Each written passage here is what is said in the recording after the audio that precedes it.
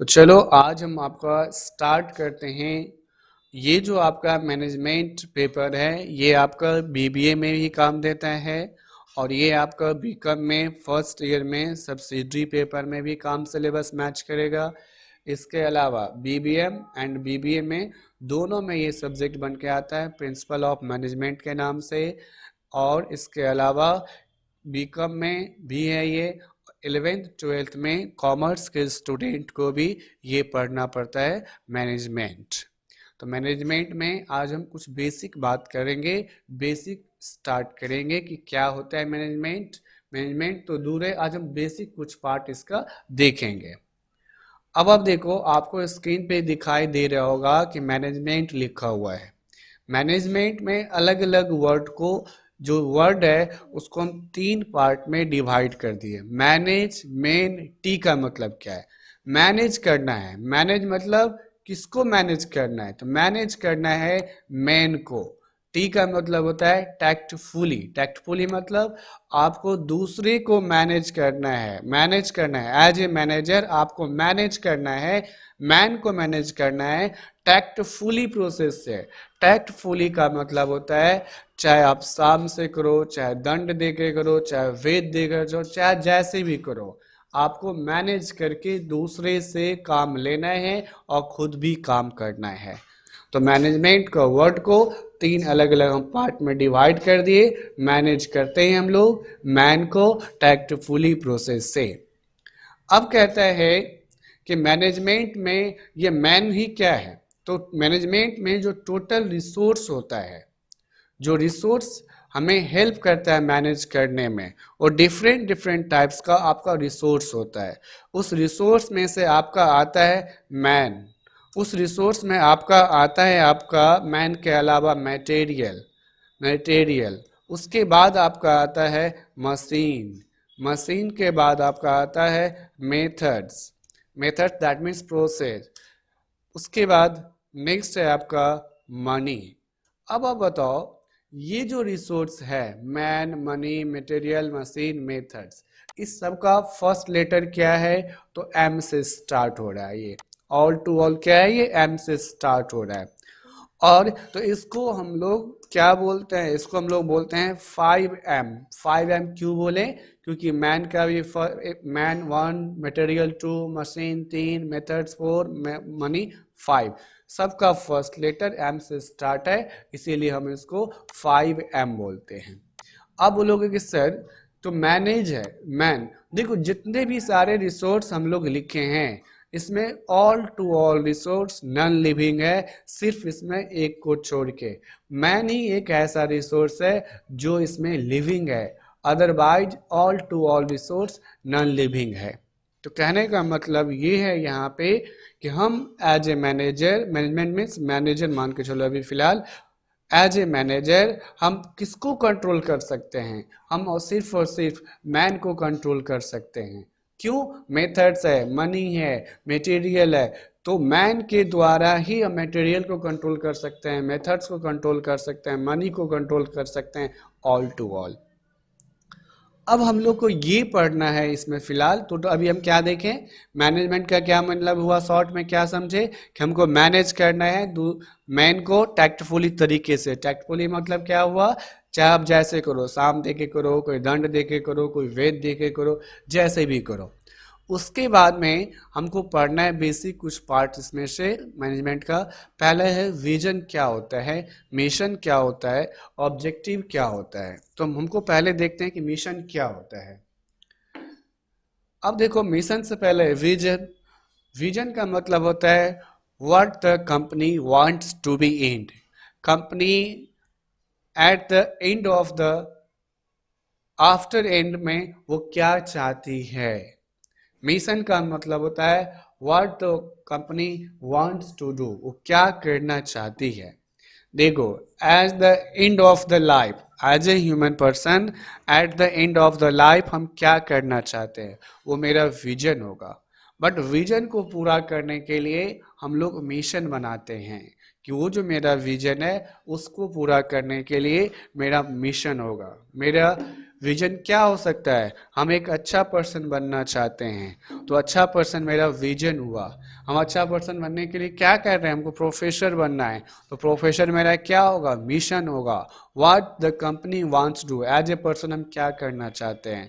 But objective का मतलब क्या है? It gives direction to the company. अब प्रोफेसर बनना है तो प्रोफेसर बनने के लिए हमको क्या करना होगा? पीजी करना होगा। पीजी करने से पहले क्या करना होगा? ग्रेजुएशन करना होगा। अब पीजी के बाद हमको क्या पास करना होगा? नेट पास करना होगा। तो सबसे टॉप में होता है विजन। विजन को पूरा करने के लिए बनाते हैं मिशन। मिशन को पूरा करने के लिए बनाते हैं ऑब्जेक्टिव, और ऑब्जेक्टिव को पूरा करने के लिए बनाते हैं स्ट्रेटजी। अब स्ट्रेटजी जब तक पूरा नहीं होगा तब तक मेरा ऑब्जेक्टिव पूरा नहीं होगा। ऑब्जेक्टिव पूरा होगा तभी मेरा मिशन पूरा होगा। मिशन पूरा होगा तभी मेरा विजन पूरा होगा। तो इसको अगर अरेंज करेंगे असेंडिंग ऑर्डर में तो सबसे टॉप होगा विजन, फिर होगा मिशन, फिर होगा ऑब्जेक्टिव एंड लास्टली स्ट्रेटजी होगा। तो स्ट्रेटजी क्या करता है? स्ट्रेटजी के तहत हम लोग लॉन्ग टर्म प्लान को शॉर्ट टर्म में बांटते हैं। लॉन्ग टर्म प्लान जो प्रिपेयर्ड किया जाता है ये टॉप लेवल मैनेजमेंट के द्वारा बनाया जाता है, उसको हम लोग क्या करते हैं? इन्वायरमेंटल के अकॉर्डिंग, डिफरेंट डिफरेंट सिचुएशन के अकॉर्डिंग, डिफरेंट डिफरेंट मार्केट के अकॉर्डिंग, डिफरेंट डिफरेंट कंपटीशन के अकॉर्डिंग उसको हम लोग स्ट्रेटजी बना के काम करते हैं। अब हम लोग देखते हैं कि हम लोग देखो अब होता है क्या है कि हम लोग एनालिसिस की बात करते हैं। एनालिसिस का मतलब क्या होता है? आप कभी भी जाते हैं फ्रेंड के साथ कहीं पे घूमते हैं तो हम लोग क्या करते हैं ना, बार बार एक बात बोलते हैं कि हमें शॉर्ट एनालिसिस करना चाहिए। शॉर्ट एनालिसिस करना चाहिए। शॉर्ट एनालिसिस का मतलब क्या होता है? शॉर्ट एनालिसिस जो हम बोलते हैं उसका स्पेलिंग क्या होता है? शॉर्ट एनालिसिस होता क्या है अब उसको देखते हैं शॉर्ट में। देखो शॉर्ट एनालिसिस होता क्या है उसको समझिएगा। इसको समझने से पहले, शॉर्ट एनालिसिस समझने से पहले हमको एक वर्ड समझना है जिस वर्ड का नाम है इन्वायरमेंट। इन्वायरमेंट का क्या मतलब होता है?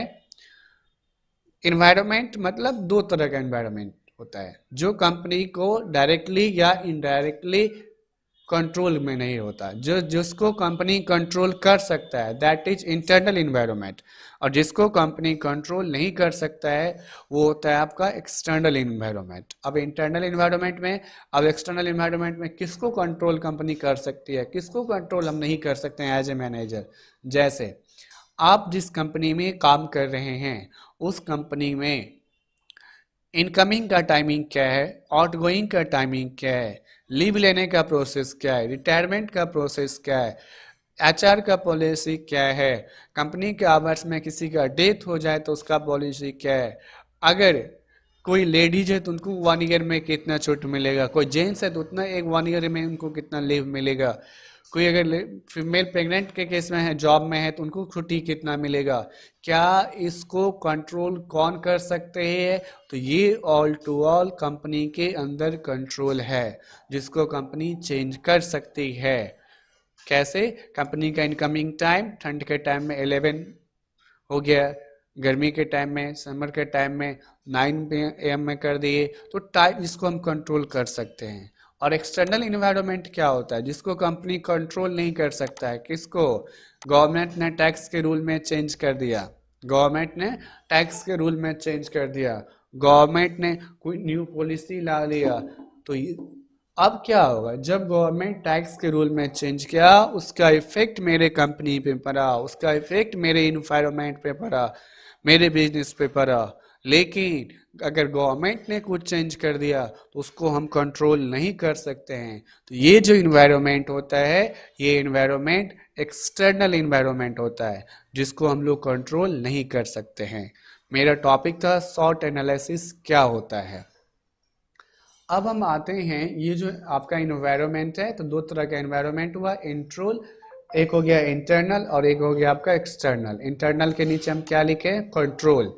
और एक्सटर्नल में क्या है? नॉट कंट्रोल, जिसको हम कंट्रोल नहीं कर सकते हैं। अब देखो as a management, as a management या एज ए पर्सन आपका क्या स्ट्रेंथ है? आप एक स्टूडेंट हैं, आपका क्या स्ट्रेंथ है, आपका क्या वीकनेस है। As a manager, as a entrepreneur, as a businessman, आप एज ए कंपनी, आपको ये जानना पड़ेगा कि मेरे अंदर क्या स्ट्रेंथ है और मेरे अंदर क्या वीकनेस है। तो इंटरनल, इंटरनल मतलब जिसको हम कंट्रोल कर सकते हैं। स्ट्रेंथ क्या है मेरा, ये हम खुद जान सकते हैं। मेरा वीकनेस क्या है, ये हम खुद जान सकते हैं। तो ये इंटरनल इन्वायरमेंट में आता है। मेरा स्ट्रेंथ क्या है, मेरा वीकनेस क्या है। अब जो मेरे कंट्रोल में नहीं है, अपॉर्चुनिटी क्या है। अपॉर्चुनिटी मतलब मार्केट में मेरा कंपटीशन क्या है, अपॉर्चुनिटी क्या है, उसका थ्रेट्स क्या है। थ्रेट्स मतलब स्ट्रेंथ होगा, ये मेरा स्ट्रेंथ है कि हम अच्छा अकाउंट्स पढ़ा सकते हैं, अच्छा इकोनॉमिक्स पढ़ा सकते हैं, अच्छा मैनेजमेंट पढ़ा सकते हैं, ये मेरा स्ट्रेंथ है। तो इस स्ट्रेंथ को हम लोग कन्वर्ट करते हैं किस में, अपॉर्चुनिटी में। स्ट्रेंथ को लेकर के अपॉर्चुनिटी में कन्वर्ट करना चाहिए। जो आपका स्ट्रेंथ है उस स्ट्रेंथ को आप कन्वर्ट करो अपॉर्चुनिटी में, एंड जो आपका वीकनेस है उस वीकनेस को आप थ्रेट्स में कन्वर्ट नहीं करो। वीकनेस क्या है, आप वीकनेस को आगे लेकर के नहीं चल सकते। हम मैथ नहीं पढ़ा सकते हैं मान लो, तो जब हम मैथ नहीं पढ़ा सकते तो ये मेरा क्या है, वीकनेस है। ये मेरे लिए क्या है, निगेटिव पॉइंट है, ये मेरे लिए थ्रेट्स को पैदा करता है। तो याद रखना है, जो शॉर्ट एनालिसिस हम लोग बोलते हैं उसका स्पेलिंग होता है SWOT, शॉर्ट एनालिसिस। शॉर्ट का फुल फॉर्म क्या हुआ, S for strength, O for क्या हुआ, अपॉर्चुनिटी, W W से क्या हुआ, वीकनेस, और T से क्या हुआ, थ्रेट्स। तो शॉर्ट एनालिसिस हमको एक बार करना चाहिए, हर एक 15 डेज पे, हर एक 30 डेज पे, हर एक मंथली, क्वार्टरली, ईयरली करना चाहिए। और आप खुद सर्च करो कि क्या आपका स्ट्रेंथ है, क्या आपका वीकनेस है। स्ट्रेंथ को और स्ट्रेंथ करिए, वीकनेस को भी स्ट्रेंथ में कन्वर्ट करिए। अपॉर्चुनिटी, जो स्ट्रेंथ है उसको लेकर घर में नहीं बैठना चाहिए। आपका स्ट्रेंथ है तो उसको लेकर के आप आओ, मार्केट में अपॉर्चुनिटी बनाओ, इन्वायरमेंट में अपॉर्चुनिटी बनाओ। जो आपके कंट्रोल में नहीं है, एक्सटर्नल वाला पार्ट है, जो आपका वीकनेस है उसको थ्रेट्स में कम से कम कोशिश करो कन्वर्ट होने का। वीकनेस को पीछे रखो और स्ट्रेंथ को लेकर के आगे आइए। तो क्या हुआ, सबसे पहला क्या हुआ, विजन क्या देते हैं हमें, what the company wants to be in. हम एक अच्छा, आफ्टर ऑल क्या अचीवमेंट करना चाहते हैं, मिशन। उस मिशन को पूरा करने के लिए हम लोग विजन बनाते हैं। विजन को पूरा करने के लिए हम लोग मिशन बना लिए, मिशन को पूरा करने के लिए ऑब्जेक्टिव बनाते हैं, ऑब्जेक्टिव को पूरा करने के लिए स्ट्रेटजी बनाते हैं, और स्ट्रेटजी को पूरा करने के लिए हम लोग गोल्स बनाते हैं।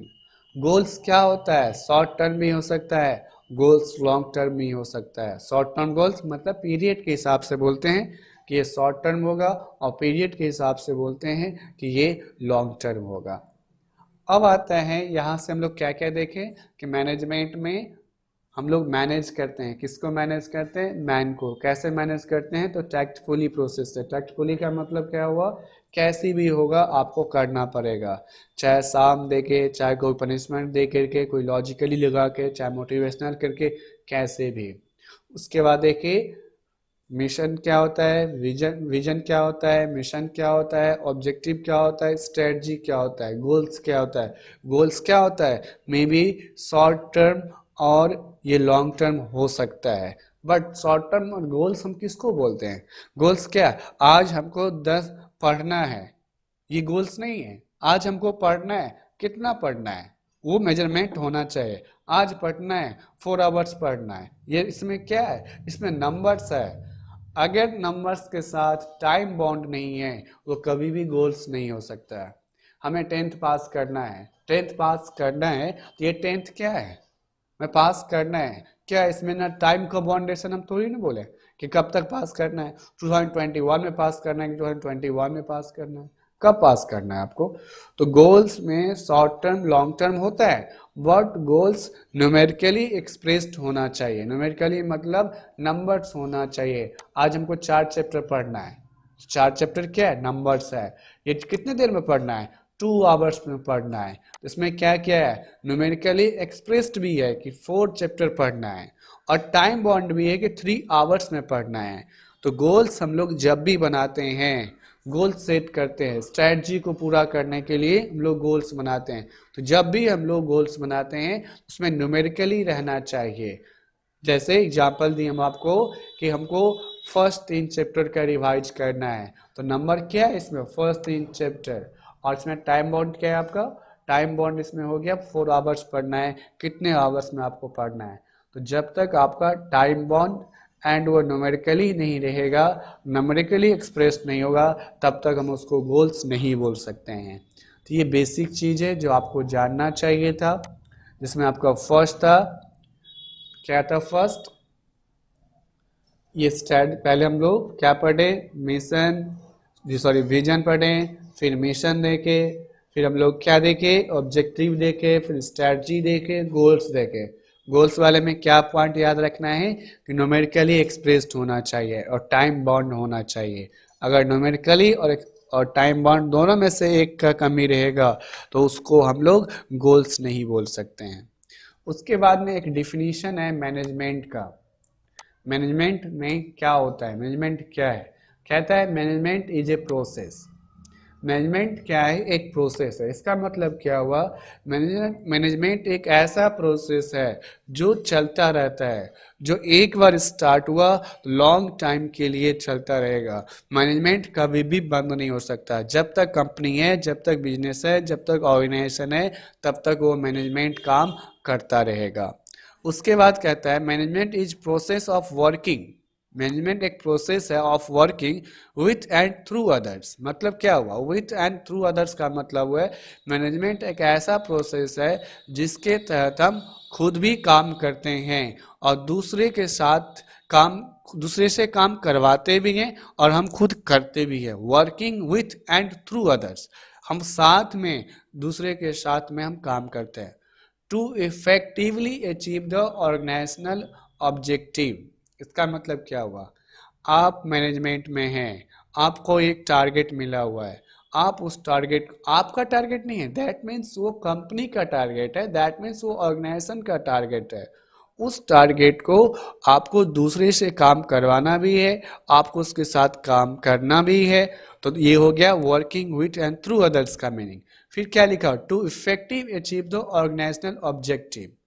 ये जो हम साथ में काम कर रहे हैं, खुद भी कर रहे हैं, दूसरे से काम करवा भी रहे हैं, इसका मतलब है ये किसके ऑब्जेक्टिव को पूरा करने के लिए कर रहे हैं, तो हम ऑर्गेनाइजेशन को ऑब्जेक्टिव को पूरा करने के लिए काम करते हैं। तो efficiently using the limited resources, तो एज ए मैनेजर हमें लिमिटेड रिसोर्सेज का यूज करके और चेंजिंग इन्वायरमेंट में, चेंजिंग इन्वायरमेंट मतलब लिमिटेड रिसोर्स का यूज करके ऑर्गेनाइजेशन को ऑब्जेक्टिव को पूरा करने की कोशिश करते हैं। और इसमें चेंजिंग इन्वायरमेंट का डिफिनीशन में आपको देख रहे होंगे, चेंजिंग इन्वायरमेंट का मतलब होता है आपके लिए new new opportunity, new new threats market में आपको नजर आएगा। जैसे कि कोरोना का टाइम है, अभी सारे बिजनेस कहीं ना कहीं 50% बिजनेस को ये इफेक्ट कर गया बहुत ज़्यादा। जब इफेक्ट तो सबको क्या, बट किसी को कम क्या, किसी को ज़्यादा क्या, 50% बिजनेस को अप्रॉक्सीमेटली ज़्यादा इफेक्ट किया। तो एज ए मैनेजर आज के डेट में मेरे लिए क्या है, मेरे लिए ये थ्रेट्स है, बट इसको टाइम निकालना पड़े। टाइम निकालने का मतलब है उस थ्रेट्स को, सिचुएशंस को हैंडल आप कैसे करते हैं, मैनेज आप कैसे करते हैं, दैट इज मैनेजमेंट।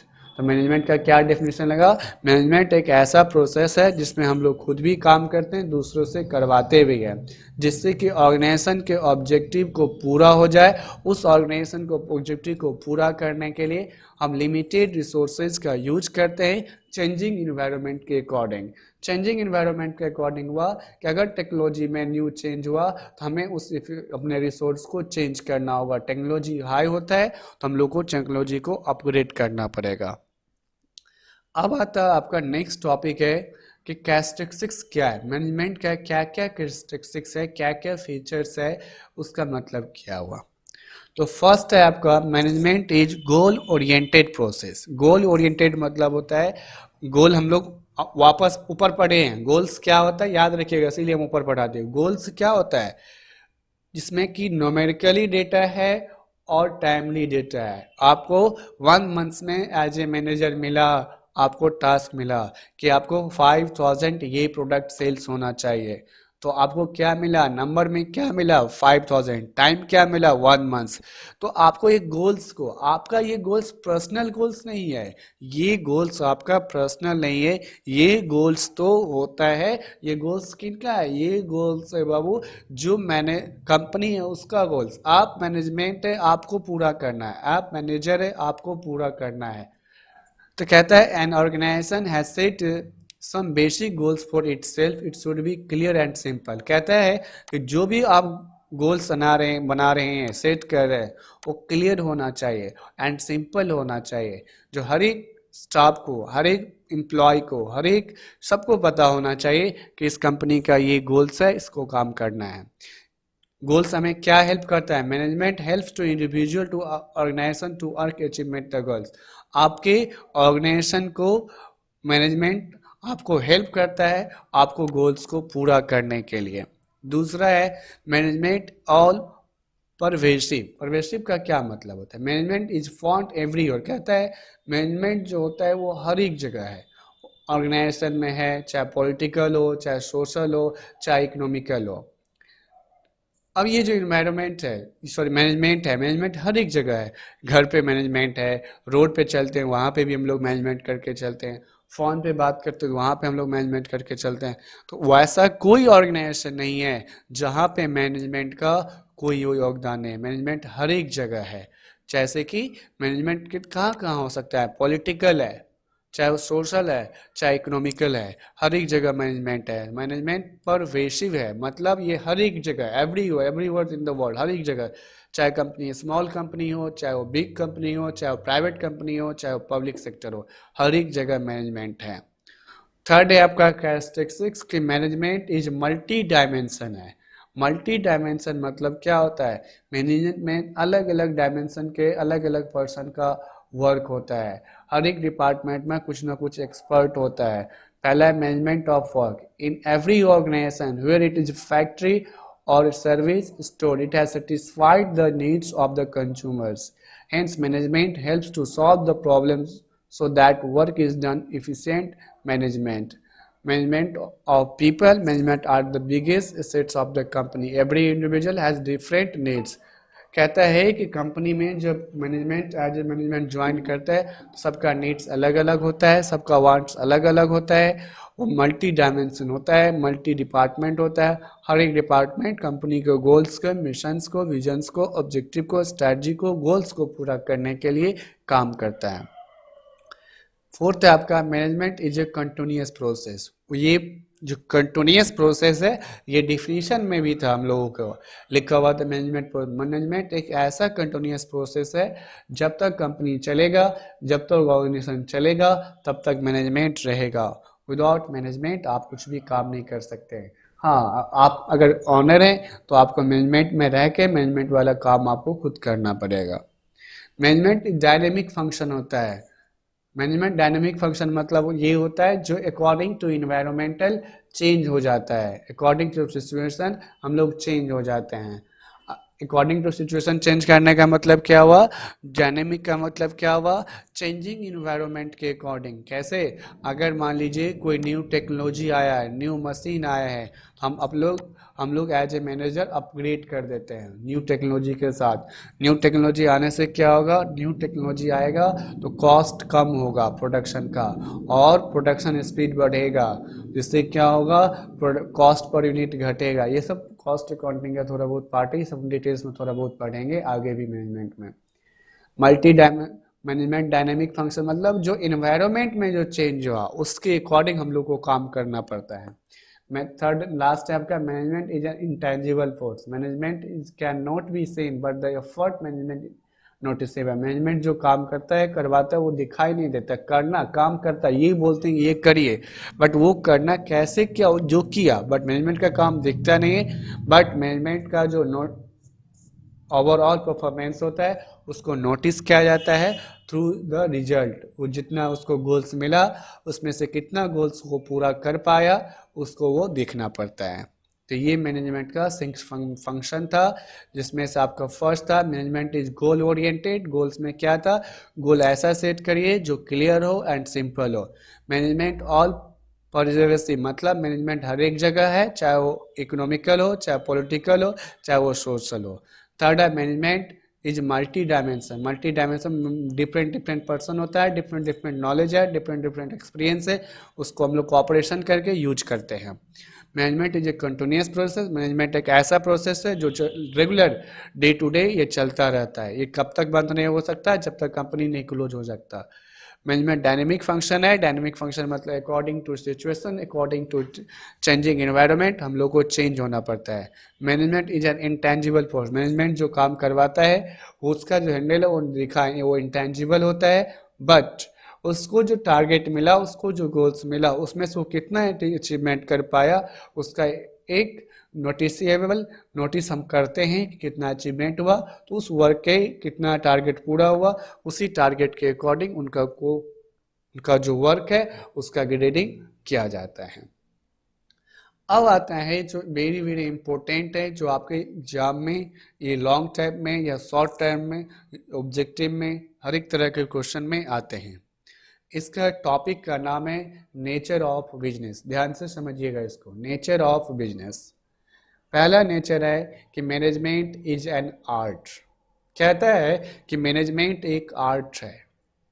किसी भी चीज को आर्ट है, वो हम कैसे मान लें कि मैनेजमेंट एक आर्ट है, उसके लिए मेनली 4 कंडीशन है। जब तक ये ऑल टू ऑल चारों कंडीशन पूरा नहीं हो सकता, तब तक हम उसको मैनेजमेंट नहीं बोल सकते हैं। उसमें क्या सब है, कहता है कि for a discipline to be a art following features should be present. इसका मतलब हुआ कि आर्ट, कोई भी चीज आर्ट है या नहीं, कोई भी सब्जेक्ट आर्ट है या नहीं, किसी चीज को आर्ट हम बोलने के लिए 4 कंडीशन पूरा होगा। चारों कंडीशन अगर पूरा हो गया तो हम उसको आर्ट बोलेंगे। अगर ये चारों कंडीशन पूरा नहीं हो पाया तो उसको हम लोग आर्ट नहीं बोलेंगे। उसमें से आपका फर्स्ट है existence of knowledge. Existence of knowledge का मतलब क्या हुआ, पहले आप एक एग्जाम्पल देते हैं, हम आपको फिर समझाते हैं। एग्जाम्पल के लिए मान लीजिए, अगर मान लो आपके पास में एक क्रिकेट का प्लेयर है, तो प्लेइंग ए क्रिकेट वो भी आर्ट है, सिंगिंग करना वो भी एक आर्ट है, डांसिंग करना वो भी एक आर्ट है। तो आर्ट में क्या होता है कि डेवलपमेंट होता है। प्रैक्टिस से आपका आर्ट डेवलपमेंट होता है। जो जितना प्रैक्टिस करेगा उसका आर्ट उतना डेवलपमेंट होगा। बट आर्ट किसी का बाय बर्थ भी हो सकता है, बाय जेनेटिक भी हो जाता है, कुछ आर्ट कुछ प्रैक्टिस से होता है, कुछ के लिए न्यू चैलेंज होता है। तो आर्ट में पहला कंडीशन है एग्जिस्टेंस ऑफ नॉलेज। किसी भी चीज को आर्ट करने के लिए पहला है existence of knowledge. Basic knowledge एक होना चाहिए। क्रिकेट का प्लेयर है, अगर उसके आर्ट है तो एक उसका बेसिक नॉलेज होना चाहिए। दूसरा है पर्सनलाइज्ड एप्लीकेशन। पर्सनलाइज्ड एप्लीकेशन का मतलब होता है different from person to person. Different from person to person. Different from person to person का क्या मीनिंग होता है, तो डिफरेंट फ्रॉम पर्सन का मीनिंग क्या होता है उसको समझिए। अगर क्रिकेट का प्लेयर है, अगर क्रिकेट का प्लेयर है तो दोनों का ये जरूरी नहीं है कि आर्ट सेम होगा। क्यों, art person to person vary करता है। किसी का ज़्यादा बैटिंग अच्छा होगा, किसी का ज़्यादा फील्डिंग अच्छा होगा, कोई ऑलराउंडर हो सकता है। सब तो क्रिकेट का प्लेयर है, बट सबका क्या होता है, अलग अलग होता है। उसके अलावा दूसरा है, थर्ड है आपका result oriented process. Result oriented process मतलब होता है कि मैं आर्ट में कुछ भी करते हैं तो उसका रिजल्ट होता है। क्रिकेट आज खेलेंगे तो उसका कुछ ना कुछ रन बनेगा, फिर बॉलिंग करेंगे तो कुछ ना कुछ विकेट मिलेगा। रिजल्ट कुछ भी हो सकता है, नहीं भी मिल सकता है, बट हर एक आर्ट का कुछ ना कुछ नॉलेज होता है। लास्ट है बेटर प्रैक्टिस। प्रैक्टिस करने से, प्रैक्टिस एंड क्रिएटिविटी, इसका मतलब होता है आप प्रैक्टिस करेंगे तो आपका आर्ट बेटर होगा, डे टू डे आपका बेटर होगा। तो क्या मैनेजमेंट आर्ट है? हाँ, मैनेजमेंट को जानने के लिए, मैनेजमेंट करने के लिए एक बेसिक नॉलेज होना चाहिए। दूसरा है, क्या मैनेजमेंट सेकेंड कंडीशन को पूरा कर रहा है? हाँ, मैनेजमेंट सेकेंड कंडीशन को पूरा कर रहा है। कैसे सेकेंड कंडीशन को पूरा कर रहा है मैनेजमेंट, अब उसको समझते हैं। मैनेजमेंट में सेकेंड कंडीशन को इसीलिए पूरा कर रहा है क्योंकि अगर दो पर्सन है मैनेजमेंट का तो दोनों का काम करने का तरीका अलग होगा, तो दूसरा पर्सन भी, दूसरा कंडीशन भी पूरा हो रहा है। थर्ड है रिजल्ट ओरिएंटेड। मैनेजमेंट में रिजल्ट ओरिएंटेड होता है, नोटिस किया जाता है आपने लास्ट में कितना अचीवमेंट किया, कितना टारगेट को पूरा किया। प्रैक्टिस एंड क्रिएटिविटी, आपका एक्सपीरियंस बढ़ेगा मैनेजमेंट में तो आपका बेटर होगा ही होगा। तो कहने का मतलब क्या है, मैनेजमेंट 100% आर्ट है। मैनेजमेंट को हम लोग फाइन आर्ट बोलते हैं। फाइन मतलब 100% प्योर आर्ट है मैनेजमेंट। दूसरा है नेचर आपका, मैनेजमेंट इज ए साइंस। क्या मैनेजमेंट साइंस है? अब इसका क्या फीचर्स है, किसी भी साइंस, किसी भी सब्जेक्ट को साइंस कहने के लिए कुछ कंडीशन है। कहता है कि existence of systematic body of knowledge, science में एक सिस्टमैटिक तरीके से नॉलेज दिया जाता है। दूसरा है use of scientific methods of observation, जो भी साइंस में यूज करते हैं साइंटिफिक मेथड्स का हम लोग यूज करते हैं। उसके अलावा है आपका principle based on experiment, science में जो भी एक्सपेरिमेंट है, जो भी टर्म्स है, जो भी कंडीशन है, वो क्या है, ओरली नहीं है, वो सारे का एक्सपेरिमेंट होता है तभी उसको हम लोग बोलते हैं ये साइंस है। साइंस में क्या है, उसका रिजल्ट पता होता है, ये करेंगे तो ये काम होगा। फोर्थ आपका establish the cause and effect, यही बात हम कर रहे थे, कॉज एंड इफेक्ट। साइंस में क्या बताता है, कॉज एंड इफेक्ट रिलेशन बताता है, ये काम करेंगे तो ये रिजल्ट आएगा। नेक्स्ट लास्ट है universal validity of principle, science का यूनिवर्सल वैलिडिटी ऑफ प्रिंसिपल होता है। H2O यहाँ पे अगर करेंगे और कहीं दूसरे कंट्री में करेंगे तो रिजल्ट सेम आएगा। 2+2 यहाँ पे जोड़ेंगे तो भी 4 होगा, और कहीं दूसरी जगह जोड़ेंगे तो 2+2 को 4 ही होगा। तो क्या मैनेजमेंट क्या साइंस है? मैनेजमेंट साइंस नहीं है, बिकॉज कि ठीक है जो प्रिंसिपल हम यहाँ पे लगाते हैं, जो रूल्स हम यहाँ पे लगाते हैं, ये जरूरी नहीं कि इसी रूल्स को हम लोग लेकर के आगे काम करेंगे। मेरा प्रिंसिपल कुछ अलग होगा, दूसरे मैनेजमेंट का कुछ प्रिंसिपल अलग होगा। तो साइंस में तो यूनिवर्सल वैलिडिटी प्रिंसिपल होता है, बट मैनेजमेंट में ऐसा कुछ प्रिंसिपल नहीं है जो हर एक जगह अप्लाई होगा। फोर्थ में या फर्स्ट देखते हैं, मैनेजमेंट में कोई सिस्टमैटिक नॉलेज दिया जाता है? तो हाँ दिया जाता है। MBA होता है हायर के लिए, उससे पहले आप BBA करते हो, BCom करते हो, कुछ मैनेजमेंट उसमें ही पढ़ना पड़ता है। थर्ड है बेस्ड ऑन एक्सपेरिमेंट्स, मैनेजमेंट में कोई ऐसे कुछ फार्मूला ऐसे हैं जो एक्सपेरिमेंट बेस्ड है। फोर्थ है आपका बट 100 का 100% मैनेजमेंट का फॉर्मूला, 100 फंक्शन एक्सपेरिमेंट बेस्ड नहीं होता है, ऑर्डरली वे काम होता है, प्रैक्टिकली बेस पे काम होता है। 100% रिजल्ट फिक्स नहीं है कि ये मैनेजर यहाँ पे काम करेंगे तो कंपनी को प्रॉफिट होगा ही, ऑर्गेनाइजेशन का अच्छा प्रोग्रेस होगा ही। फोर्थ है cause and effect relation, cause and effect relation management में कोई जरूरी नहीं कि कॉज एंड इफेक्ट रिलेशन बताता है। तो मैनेजमेंट में कुछ कंडीशन साइंस वाला पूरा करता है, but all to all science वाला कंडीशन पूरा नहीं करता है। तो मैनेजमेंट क्या हुआ, मैनेजमेंट 100 का 100% आर्ट है, बट प्योर साइंस नहीं है। मैनेजमेंट कुछ साइंस का फीचर्स मैच करता है, but all to all science का फीचर्स मैच इसमें नहीं करता है। उसके बाद है थर्ड आपका है management is a profession. Last है ये आपका नेचर ऑफ मैनेजमेंट में, फर्स्ट क्या है management is an art, second है मैनेजमेंट साइंस, एंड लास्ट है management is a profession. Profession क्या होता है, प्रोफेशन में 4 कंडीशन होता है। पहला है स्पेशलिस्ट नॉलेज होता है, तो मैनेजमेंट में एक स्पेशलाइज्ड नॉलेज का होना जरूरी होता है। जैसे कि MBA क्या है, एक मैनेजर के लिए, एक मैनेजमेंट के लिए स्पेशलाइज्ड नॉलेज होना चाहिए। मिनिमम क्राइटेरिया, जैसे कि CA बनना है, CA का मिनिमम क्राइटेरिया क्या होता है कि आपको 12th पास करना होगा, उसके बाद आप इंटर के बाद आप CA के प्रोसेस में जा सकते हैं, उसके कोर्स वगैरह डायरेक्टली इन कर सकते हैं। और MBA के लिए मिनिमम क्राइटेरिया क्या है, तो ग्रेजुएशन है। तो मैनेजमेंट का फर्स्ट कंडीशन भी पूरा हो गया, सेकेंड कंडीशन भी पूरा हो गया। थर्ड क्या है, थर्ड है रिप्रेजेंटेटिव बॉडी।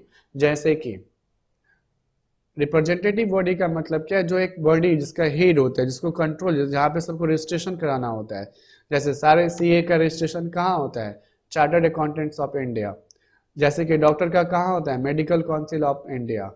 वैसे लॉयर का कहाँ होता है, तो बार काउंसिल ऑफ इंडिया। सारे लॉयर का registration bar council of India, सारे मेडिकल डॉक्टर का होता है मेडिकल काउंसिल ऑफ इंडिया, सारे CA का रजिस्ट्रेशन करवाना पड़ता है चार्टर्ड अकाउंटेंट ऑफ इंडिया। तो उस तरीके से कोई मैनेजमेंट का ऐसा ऑर्गेनाइजेशन नहीं है जहाँ पे एज ए मैनेजर हमें कोई सर्टिफिकेट मिलता है, हमें कोई रजिस्ट्रेशन नंबर, ऐसा कुछ नहीं है। तो मैनेजमेंट में जो प्रोफेशन का फंक्शन है वो फर्स्ट पूरा हो रहा है, सेकंड कंडीशन पूरा हो रहा है, बट थर्ड कंडीशन पूरा नहीं हो पा रहा है क्योंकि कोई इसका रिप्रेजेंटेटिव बॉडी नहीं है। फोर्थ लास्ट है आपका ethical standard code of conduct. जैसे कि एडवोकेट है, एडवोकेट का ड्रेस क्या होता है, ब्लैक होता है। डॉक्टर्स के लिए जनरली क्या होता है, तो वाइट होता है। बट मैनेजमेंट में कोई कोड ऑफ कंडक्ट नहीं है, कोई ऐसा नहीं है कि मैनेजमेंट है तो ब्लैक पहनेंगे, ये मैनेजमेंट है तो वाइट पहनेंगे, ये मैनेजमेंट है तो ग्रीन पहनेंगे। तो कोई इसमें एथिकल कंडक्ट नहीं है। तो मतलब प्रोफेशन क्या हुआ, प्रोफेशन का दो कंडीशन पूरा हुआ और दो कंडीशन मैनेजमेंट पूरा नहीं कर पाया। तो अभी तक मैनेजमेंट का क्या डेफिनेशन निकला, management is fine art, pure art है, इम्प्योर साइंस। साइंस है बट 100 का 100% साइंस नहीं, इम्प्योर साइंस है, बस सूडो प्रोफेशन। सूडो प्रोफेशन मतलब कुछ कंडीशन हो रहा है पूरा, यहाँ पे कुछ कंडीशन पूरा नहीं हो रहा है।